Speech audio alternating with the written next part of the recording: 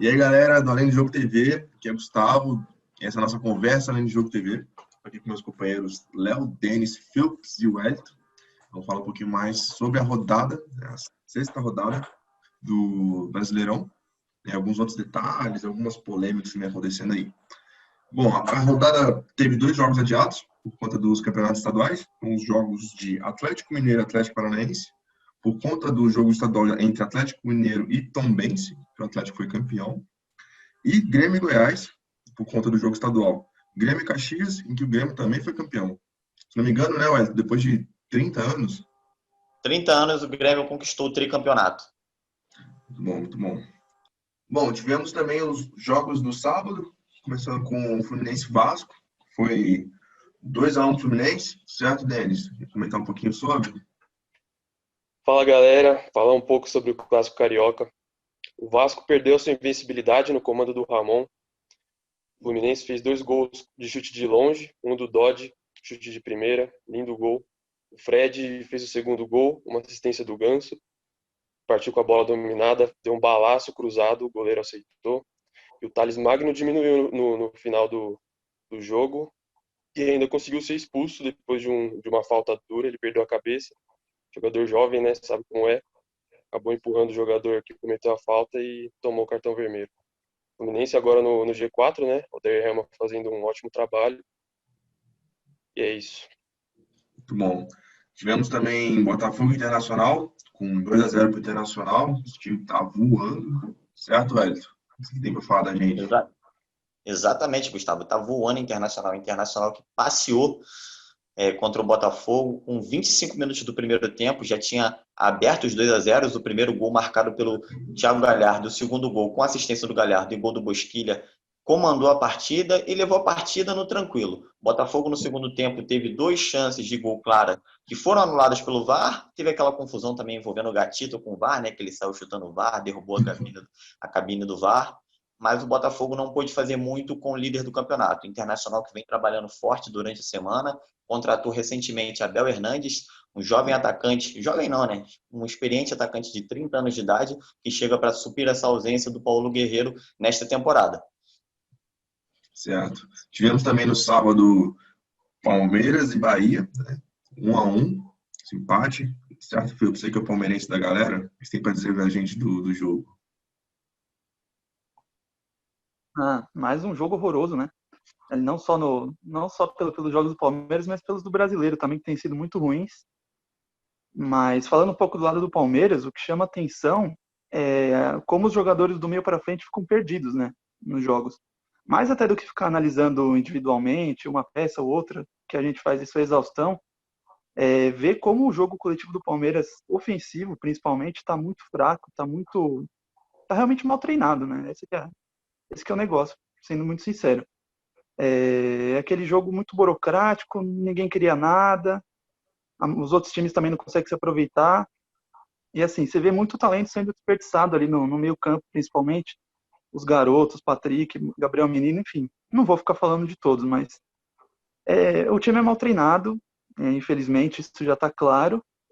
Jogadas até simples, são uma dificuldade enorme de sair.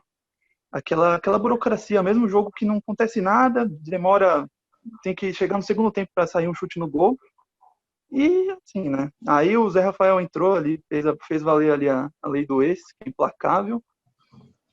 Quase fez o segundo gol. Aí no finalzinho, no penúltimo minuto ali, o Everton saiu mal do gol, coisa que eu, sinceramente, acho que é a primeira vez que eu vejo ele saindo mal do gol, entrei quase 3 anos.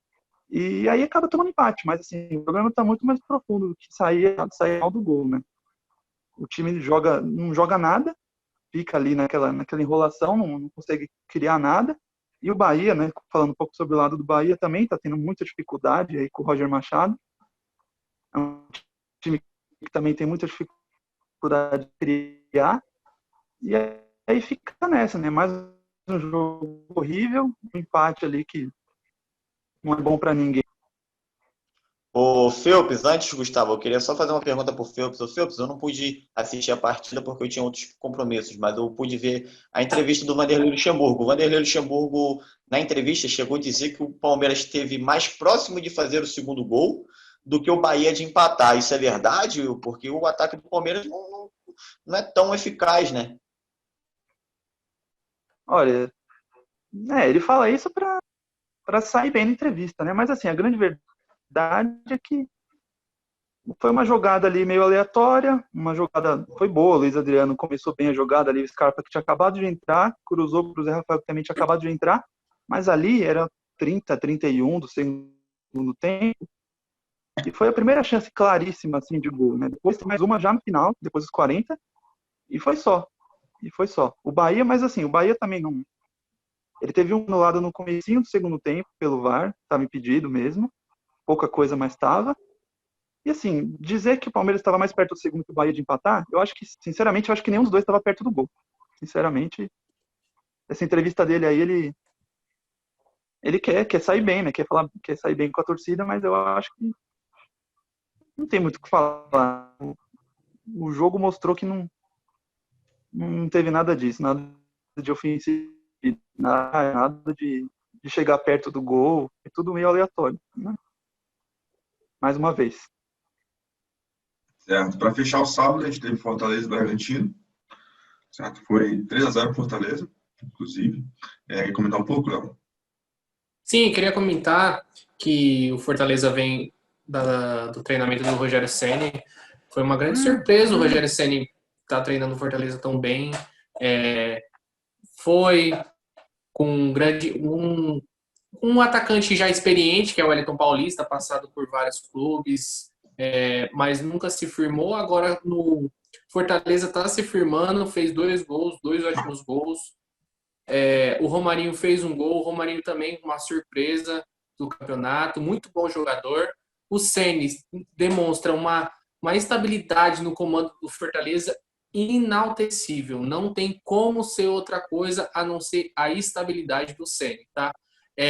Foi campeão da Copa do Nordeste anteriormente. Eu só queria destacar isso, que o Rogério Ceni está sendo um ótimo treinador, tanto quanto a sua carreira. Só mais uma coisinha, que teve um bate-boca ali e o jogador do Bragantino ressaltou alguma coisa para ele e ele falou assim que na sua carreira como jogador, como goleiro, ele fez mais gols que o jogador como atacante. Foi o ápice do jogo. Mas fora isso, foi muito bom jogo e é isso, Gustavo. O cara esfregou na cara do outro mesmo, né? Você como goleiro, quem é você fora? Só completando, Gustavo, essa informação que o Léo trouxe, essa discussão que ele teve foi com o Arthur. Arthur, que jogava no Bahia, se transferiu para o Bragantino, e o Rogério Ceni fez isso daí exatamente. E não está errado, não. Tá errado, não. Bom, agora E para os só um jogos. adendo que depois dessa derrota do Bragantino, o treinador deles caiu. Exatamente. Felipe Conceição. Bom, nos jogos de domingo nós tivemos São Paulo e Corinthians, né? Clássico paulista. Foi 2-1 pro São Paulo. Denis, você comentar um pouquinho? Você que sofreu aí. Bom, bora falar desse jogo, né? Sem ser parcial, foi um jogo bem ruim. O Corinthians jogou mal. São Paulo dominou ligeiramente o jogo. E tudo começou com uma falha do Cássio numa cobrança de falta do Hernanes. A bola pegou um efeito e tal, mas acho que o Cassião aceitou. Aí foi o primeiro tempo, nada de Corinthians, São Paulo levemente superior, mas também toda a chance que vinha, os goleiros trabalharam bem. Aí no final do primeiro tempo, o Cantilho achou um lançamento espetacular, cruzou o campo de ataque inteiro e achou o Ramiro na ponta esquerda ali da área do São Paulo. Ele chutou cruzado não muito bem, pegou mascado, mas o Volpi também falhou, acabou aceitando e o Corinthians conseguiu empate. Já no segundo tempo, o jogo se apresentou ruim também, o São Paulo ainda levemente melhor, o Corinthians não conseguiu achar muita coisa, os zagueiros encaixotaram o Jô não conseguiu arredondar uma bola para quem vinha de trás. Aí que o São Paulo fez as substituições e entraram os jovens, né? Que no final do jogo acabaram fazendo a diferença. Uma bola nos acréscimos, o Toró conseguiu o cruzamento ali na ponta esquerda, foi diretamente na cabeça do Brenner, que cabeceou sozinho ali no meio da área do Corinthians. A bola ainda bateu na trave, passou por trás do Cássio e entrou. 2-1 para o São Paulo. E nesse jogo também teve a estreia do Otero, que também não teve como fazer muita diferença, se apresentou ali nas bolas paradas e tal, mas não surtiu muito efeito, né? O Corinthians agora está na posição do rebaixamento, São Paulo vice-líder, e o Corinthians pega o Goiás na próxima rodada no Serra Dourada. Vamos ver. O Goiás que está com 2 jogos a menos e também tá na zona de rebaixamento.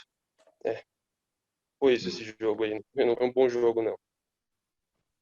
Fazer um adendo aqui, ô Phelps. Não, só queria falar que o São Paulo está nessa fase aí meio complicada, bastante protesto da torcida, mesmo aí começando bem, né, vice-líder.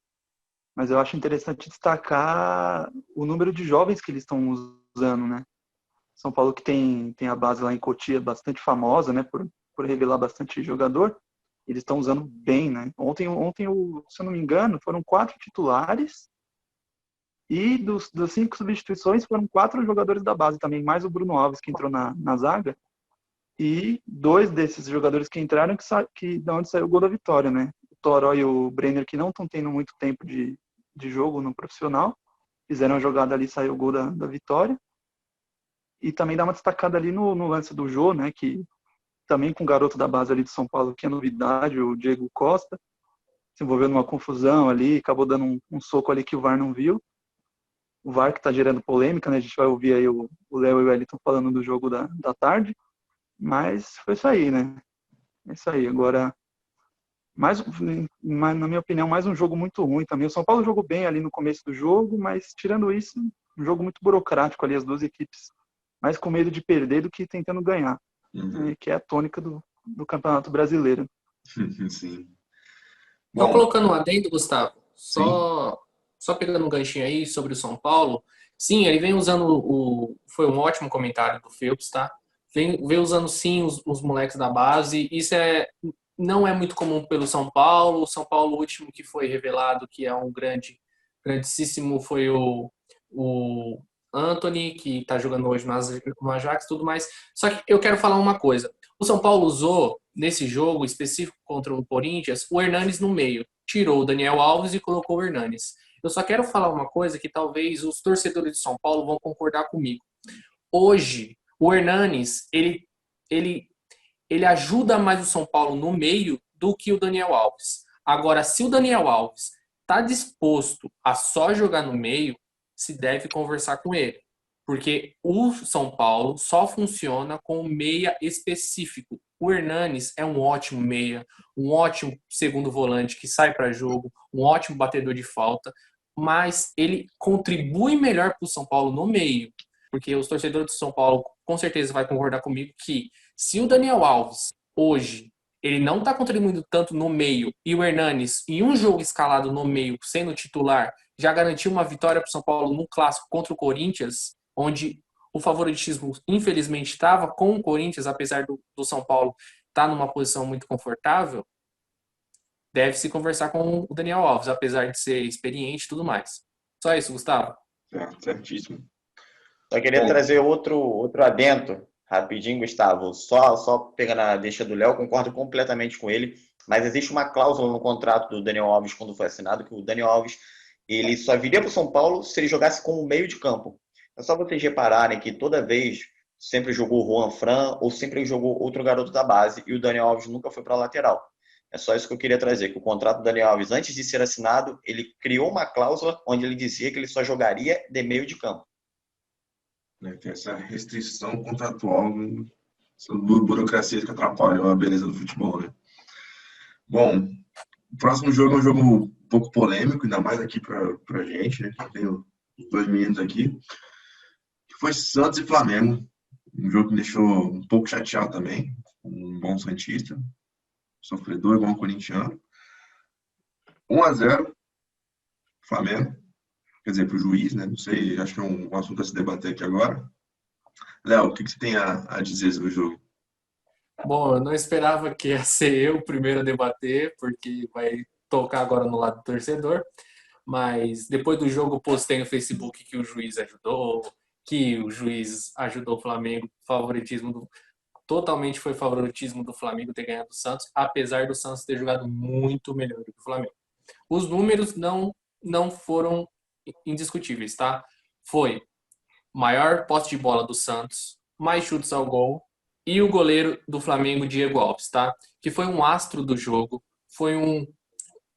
só se machucou no final, foi um pecado ter se machucado e ter entrado o César, mas ele tava vindo numa crescente muito boa, se machucou, ele disse que foi na hora de bater um tiro de meta, destroncou o ombro, não sei, o Wellington vai falar mais sobre isso, talvez ele tenha mais informações que eu, mas eu vou falar mais puxando para o Santos como lado torcedor, tá? Foi um ótimo jogo do Santos, porém não foi consistente. O Santos começou a atacar muito, fez os 2 gols, mas os 2 gols foi anulado perfeitamente. Eu não marcaria o impedimento porque eu não concordo. A parte do ombro é mais difícil de pegar na bola. Fazer um gol com o ombro é muito mais difícil. Como eu não concordo com a regra, mas eu respeito ela, tá? Então foi muito bem anulado, totalmente parcial nesse caso, mas a demora do VAR para achar um lance que me deixou mais nervoso, porque é um despreparo do árbitro, é um despreparo dos assistentes de arbitragem que atrapalha o jogo, tanto do lado do Santos, que estava atacando, estava ferindo o Flamengo, a defesa do Flamengo estava toda perdida, com o Marinho jogando muito bem, com os ataques do Marinho, e inclusive no ataque do primeiro gol do Santos anulado, o Marinho driblou 3 jogadores que Felipe Luiz ficou procurando, o Marinho, que até agora está procurando, mas muito bem anulado, mais uma vez. No gol do Flamengo foi uma falha do Santos, que o Gabigol fez um passe que não foi proporcional ao Michael. O Wellington, eu acho que vai concordar comigo, que não sabemos o que ele tentou fazer, e o Felipe Jonathan entregou o gol, tá? Foi um ataque pela direita, de novo Felipe Jonathan entregando o gol, mas hoje no Santos as laterais são algo que se deve melhorar no Santos. Os laterais do Santos, os 2 devem conversar, porque o Pará é um jogador fraco e o Felipe Jonathan só tem o chute de média distância. Ele é muito bom jogador, porém ele só tem esse chute. Beleza? Só concluindo, o Santos jogou melhor que o Flamengo, mas mereceu a derrota devido às falhas que o Santos deu. Beleza? Wellington?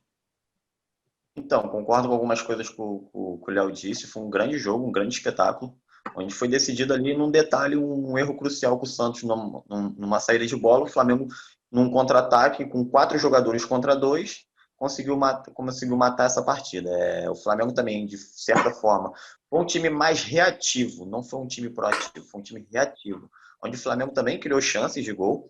No primeiro tempo tivemos aquela chance clara com o Michael errou. Também tivemos 2 ou 3 chances com o próprio Gabigol, que o Gabigol errou. Teve um cruzamento de um Michael, com o Gabigol podendo apenas escorar, mas ele errou. Mas o Flamengo saiu vencedor e o Flamengo precisa melhorar. O Flamengo está melhorando. O Domenech já conseguiu dar um jeito melhor nas características do Flamengo, mesmo o Santos sendo superior à partida em alguns momentos. O Santos, se formos colocar, o Santos foi melhor sim na partida, mas o Flamengo também chegou bem quando chegou e por algum momento foi salvo pelo goleiro do Santos, que vem fazendo um belo campeonato brasileiro. Eu queria também trazer informação do Diego Alves também, que se machucou infelizmente com o Gabigol e nós vamos enfrentar o Bahia nesta quarta-feira. E eu fiquei sabendo de uma notícia agora há pouco, vendo o Marinho, representante do Al-Nassr, time da Arábia Saudita, da primeira divisão, um time bastante conhecido. O Everton Ribeiro próprio já jogou lá, alguns brasileiros jogam lá, assistiram de camarote esse jogo do lado do presidente do Santos e gostaram muito do que viram sobre o Marinho. Então a gente sabe que o Santos não vive um bom momento financeiramente, então a gente não sabe o que vai acontecer nos próximos capítulos aí desse Santos que vive uma crise política imensa. Certíssimo. Para fechar o nosso domingo, tivemos Curitiba Sport Recife, com gols 49 do segundo tempo de pênalti do Curitiba. E Atlético Goianiense Ceará, o Atlético que está na lanterna agora, né? O jogo foi fora de casa, do Ceará que ganhou, com os 2 gols do segundo tempo. E aí, pessoal, estão gostando? Amanhã sai a parte 2, com nossos assuntos semanais, com tópicos que nós discutimos, os tópicos que estão na moda, tópicos polêmicos da rodada. Então o assunto pode ser escolhido por vocês. Comentem aqui embaixo ou no nosso Instagram, interajam nos nossos stories, nossos comentários também no nosso vídeo. Bom, siga o nosso canal, curta nossas redes e tamo junto, além do Jogo TV.